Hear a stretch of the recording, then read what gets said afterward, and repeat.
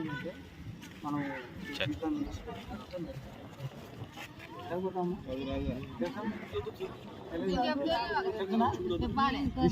మా 10 నిమిషాలు 2 నిమిషాలు తల్లి జీవ పునరుత్థానానికి వెళ్తారు. కీడు చేసిన వాళ్ళు తీర్పు పునరుత్థానానికి వెళ్తారు. అంటే తీర్పు వెళ్తారు.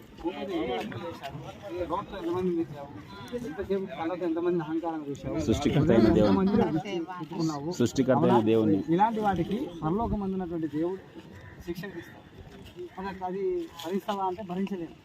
మనం భరించలేనందుకే ఆ పరలోకం ఉన్నటువంటి దేవుడు ఈ భూమి మీదకి వచ్చాడు. యేసుక్రీస్తు 2025 సంవత్సరాల వచ్చాడు.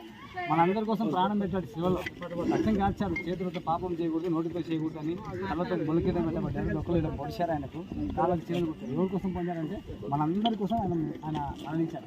మరణించడం కాకుండా ఆయన మరణించి తిరిగి సమాధిలో నుంచి సజీవుడిగా లేచాడు. అంటే మరణాన్ని గెలిచిన దేవుడిగా ఈ భూమి మీద ఆయన ఒక్కరే ఉన్నాడు, మరొకరు లేరు.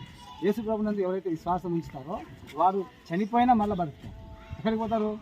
ఏది నీ గమ్యం అంటే నిత్య జీవము, శాశ్వతమైన జీవము. అక్కడ మానవునికి మరణము లేదు, అక్కడ ఆకలి దెబ్బలు లేవు, అక్కడ మనకి ఏర్పులు లేవు, రోగం లేదు, వ్యాధి లేదు, బాధ లేదు, ఏమి లేదు. అలాంటి చోట మీరు నివాసం ఉండాలంటే ఆ ప్రాంతంలో జీవించాలంటే యేసుప్రభుని తెలుసు. యేసుప్రభుని విశ్వాసం. ప్రభువా నేను పాపిని క్షమించమను. ఆయన క్షమించి మీ పరలోక రాజు. మీ పిల్లల మరి మీరు తప్పు చేస్తే క్షమిస్తాం లేదా? మీ పిల్లలు క్షమిస్తాం కదా? దేవుడు కూడా క్షమిస్తాడు. మన పరలోకం తీసుకుపోతాడు. ఏం దిగాల్సిన అవసరం లే. ప్రభువా నేను పాపిని క్షమించమనాలా? ఏమనాలమ్మా?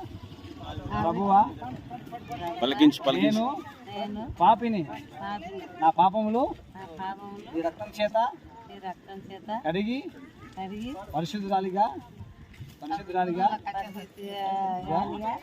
చేసి నిత్య జీవము నాకు దయచేయమని యేసు నామములో అడుగుతున్నాను పరమ తండ్రి.